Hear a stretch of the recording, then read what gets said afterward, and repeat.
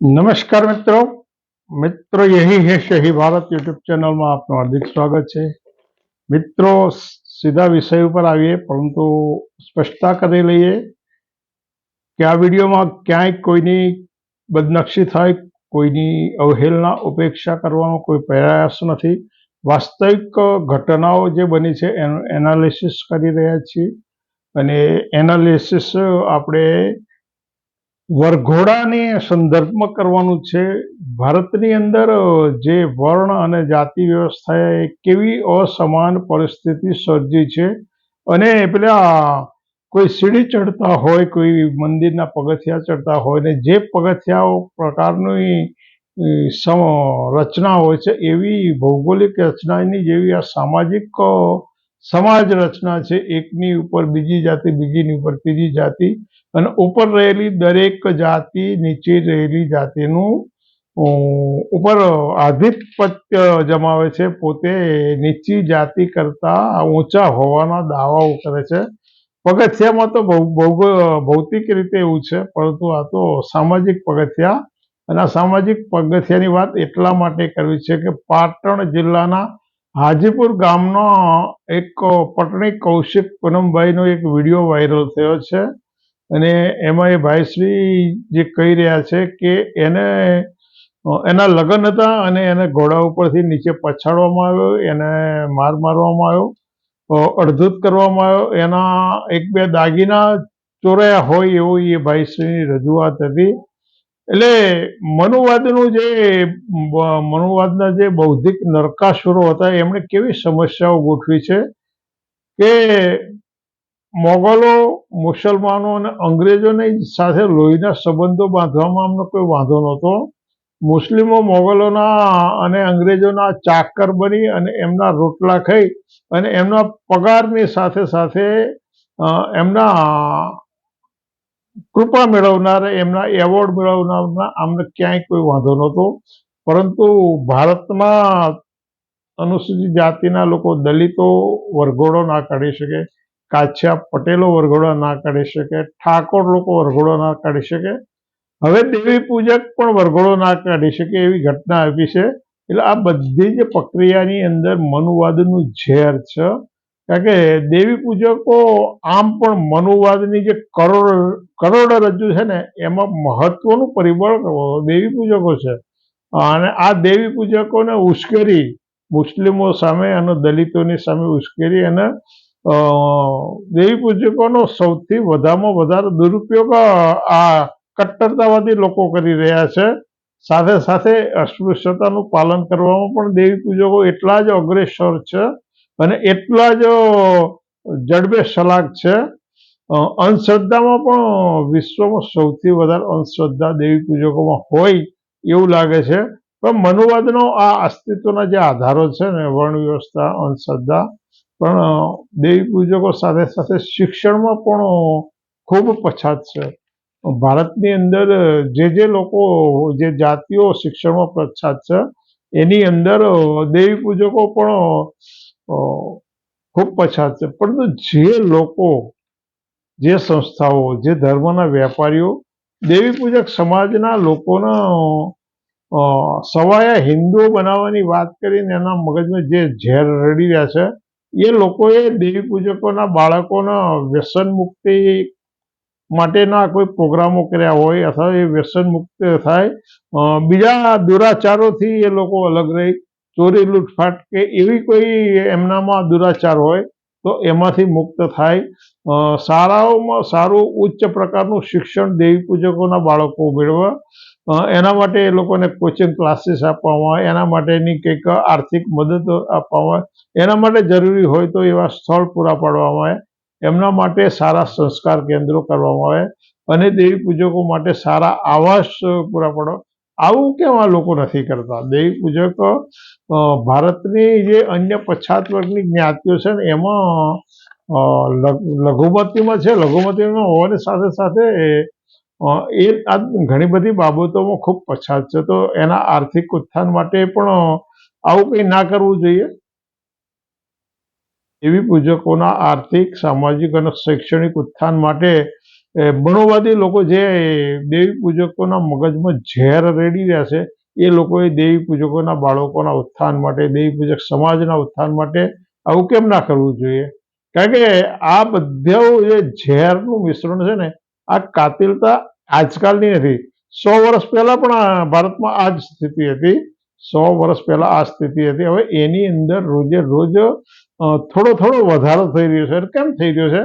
કે જે કટ્ટરતાવાદી સંગઠનો છે ને, એમની પાસે નાણાં આવ્યા, સત્તા આવી અને સંસાધનો આવ્યા, એટલે એમણે એનો ઉપયોગ ગરીબ શોષિત સમાજના કલ્યાણ માટે નહીં, પરંતુ ગરીબ શોષિત સમાજને અંદરો અંદર ભીડાઈ દેવા માટે અને એની અંદર અન્ય પછાત વર્ગની નાની નાની જ્ઞાતિઓના મગજમાં ઝેર રેડી મુસલમાનો અને દલિતોની સામે એમને તૈયાર કરી દેવા, પણ એમના શિક્ષણ માટે, એમના આઈપીએસ બનાવવા માટે, આઈએએસ બનાવવા માટે અને સરકારી ભરતીઓમાં એ લોકો સૌથી વધારે સારો દેખાવ કરે, આવા પ્રયાસો કેમ નથી કરવામાં આવતા? કારણ કે આ જે કટ્ટરતાવાદ છે, ઝેર છે ને, એ 100 વર્ષ પહેલા હતું.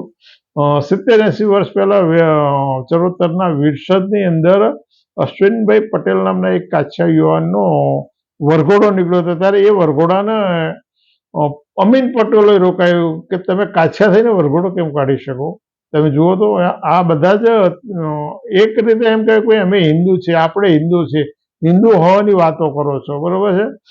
અમદાવાદ જિલ્લાના રામપુર ભંકોડામાં હમણાં થોડા સમય પહેલા ઠાકોર લોકોનો વરઘોડો નીકળ્યો. તે ઠાકોર લોકોના વરઘોડાને તમંચો બતાવી અને દરબારોએ રોક્યો અને પેલા ભાઈને જે વરરાજા હતો એને ચાલીને જવાની ફરજ પાડી.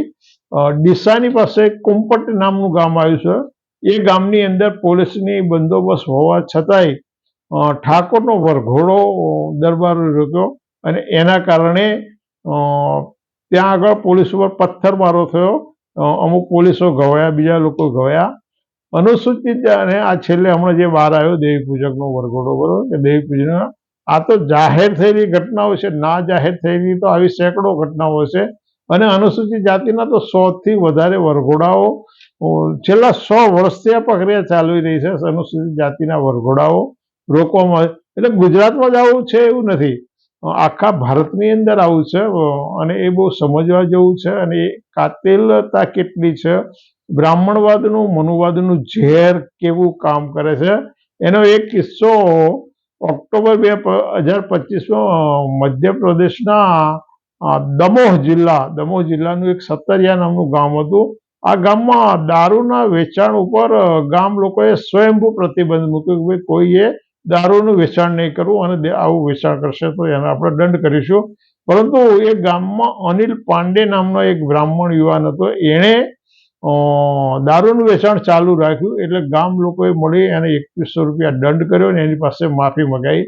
એટલે આ જે અનિલ પાંડે હતો એનો AI જનરેટેડ વિડીયો એક કુશવાહા જ્ઞાતિના, ઓબીસીની કુશવાહા જ્ઞાતિના પરસોત્તમ નામના યુવાને AI જનરેટેડ વિડીયો બનાવ્યો અને એમાં પેલા અનિલ પાંડેના ગળામાં જૂતાનો હાર હોય એવો, એટલે એને વિડીયો બનાવ્યો પણ પછી એને તો ડિલીટ કરી નાખ્યો.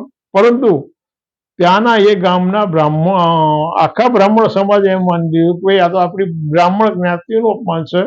અને એવા કારણોસર ત્યાંના શિવ મંદિરે આ લોકોને બોલાયા કુશવાહા જ્ઞાતિના, અને આ જેણે વિડીયો બનાવ્યો હતો એને બ્રાહ્મણના પગ ધોઈ અને પી જવાની ફરજ પાડવામાં આવી. કુશવાહા જ્ઞાતિના પરસોત્તમ નામના યુવાનને બ્રાહ્મણના પગ ધોઈને પી જવાની ફરજ પાડવી. 5100 રૂપિયા દંડ કરવામાં આવ્યો અને 5100 રૂપિયાનો દંડ મુકતો હોય એ પ્રકારના 2 વિડીયો વાયરલ થયા. એક વિડીયો જે કુશવાહા જ્ઞાતિ હતો એને એમ કે ભાઈ આ તો અમારા ગુરુ શિષ્યના સંબંધો છે. બીજો વિડીયો બીજી રીતનો પબ્લિશ થયો, પરંતુ પોલીસના ધ્યાનમાં આવ્યું અને પોલીસે 4 લોકોની સામે ત્યાંના પોલીસ સ્ટેશનમાં ફરિયાદ કરી. એટલે આ જ્ઞાતિવાદનું કેટલું બધું ઝેર છે. બીજું એક, ભારતની સુપ્રીમ કોર્ટમાં મધ્યપ્રદેશ સરકારે અન્ય પછાત વર્ગો ઓબીસીની અનામત વધારવા માટેની જે દરખાસ્ત કરેલી, એની અંદર જે હકીકતો રજૂ કરવાની હતી એમાં એમણે એક હકીકત રજૂ કરતા જણાવ્યું કે ભાઈ ડૉક્ટર આંબેડકર યુનિવર્સિટી દ્વારા એક સર્વે સરકારના કહેવાથી કરવામાં આવ્યો અને એ સર્વેમાં 10,000 લોકોને આવરી લેવામાં આવ્યા. કેટલા? 10,000 લોકોમાં આવરી લેવામાં આવ્યો. એ 10,000 પૈકીના 56% ઓબીસી પરિવારો, 56% ઓબીસી પરિવારોએ એવો જવાબ આપ્યો કે અમે જ્યાં બેઠા હોય ત્યાંથી ઉચ્ચ જ્ઞાતિના લોકો પસાર થઈ જાય તો અમારે ઊભા થઈ જવું પડે, એમને માન આપવું પડે. 56% લોકોનું એવું કહેવું હતું. 3,238 પરિવારે જણાવ્યું કે બ્રાહ્મણો એમના ઘેર વિધિ કરવામાં નથી આવતા. 3,238 પરિવારો જણાવ્યું કે બ્રાહ્મણો એમના ઘેર વિધિ કરવા નથી આવતા. 6,000 લોકોનું કહેવું એમ હતું કે મંદિરો અને આશ્રમો વગેરે જગ્યાએ અમારી કોઈ પણ જગ્યાએ નિમણૂક કરવામાં નથી આવતી. એટલે માત્ર ગુજરાતમાં આવું છે ને, સમગ્ર ભારતની અંદર આ પ્રક્રિયા કાયમ માટે બની રહેશે, સતત નિરંતર બની રહેશે. અને આવી પ્રક્રિયાઓ બને એના માટે સતત એના કોઈને કોઈ પણ રીતે અનુમોદન કરવામાં આવ્યું છે. એટલે ઓબીસીના બંધુઓ, તમને એક સવાલ છે કે જે લોકો તમારી સાથે આટલું બધું તમને ધર્મનું ઝેર પીવડાવે છે, તમારી સાથે આટલી બધી નિકટતા રાખે છે, ધર્મનું ઝેર પીવડાવે છે, આપણે હિન્દુ કરી અને તમને માનસિક રીતે, બૌદ્ધિક રીતે બીજાઓ સામે મરવા અને મારી નાખવા માટે, મરી ફીટવા માટે તૈયાર કરવામાં આવે છે. એ લોકો તમારા બાળકોને આઈએએસ બનાવવા માટે, આઈપીએસ બનાવવા માટે, આઈઆરએસ બનાવવા માટે કેમ પ્રયાસો કરતા નથી? તમારા બાળકોને સરકારી નોકરીમાં પૂરી તક મળે એવા પ્રયાસો કેમ નથી કરતા? UPSC GPSC Gujarat Patel service commission આયોગ દ્વારા જે કૌભાંડો ચાલી રહ્યા એના અનેક વિડીયો બહાર આવ્યા છે. મેં અને બીજા કેટલાક કર્મશીલોએ એ બધી હકીકતો જાહેર કરી છે કે ઓબીસીના યુવાનો અધિકારીઓ ન બને એના માટે કેવી તકેદારી રાખવામાં આવે અને કેવા મનગઢત નિયમો જાહેર કરવામાં આવે છે. તો ઓબીસીના મિત્રો, તમે કેમ આવું નથી વિચારતા કે તમે જો હિન્દુ જ હો, તમે સાચા હિન્દુ હોવાના તમારી પાસે દાવા કરાવવામાં આવતા હોય અને તમને બીજાની લોકો સામે ધરી દેવામાં આવતા હોય, તો તમને તમારા બાળકો સરકારી અધિકારીઓ બને, તમારા બાળકો સચિવો બને, કલેક્ટર બને અને તમારા બાળકો સારા ઉદ્યોગપતિ બને, એવું કેમ ભાથું પીરસવામાં નથી આવતું? માત્ર ને માત્ર તમારો ઉપયોગ કરવાનો છે. એટલે આ તો તમારો મસોતા તરીકે ઉપયોગ થાય છે. મસોતા તરીકે તમારો ઉપયોગ થાય છે. મસોતો ઘરમાં સાફ સફાઈ કરી અને એને કંઈક સૂકવી દેવાનું હોય એટલે તમારો ઉપયોગ થાય અને પછી તમને બાજુ પર મૂકી દેવામાં આવે. એટલે મિત્રો, વિચારો, તમારે વિચારવા જેવું લાગતું હોય તો, અને આ મહેનત પછી તમને એવું કહેવાનું છે કે તમને યોગ્ય લાગતી હોય તો ચેનલને વધુમાં વધુ સબસ્ક્રાઈબ કરો, કોમેન્ટ કરો અને તમારા મિત્રોને સામાજિક સભાનતા માટે વધુ આગળ ફોરવર્ડ કરશો. ફરી મળીશું. આવજો.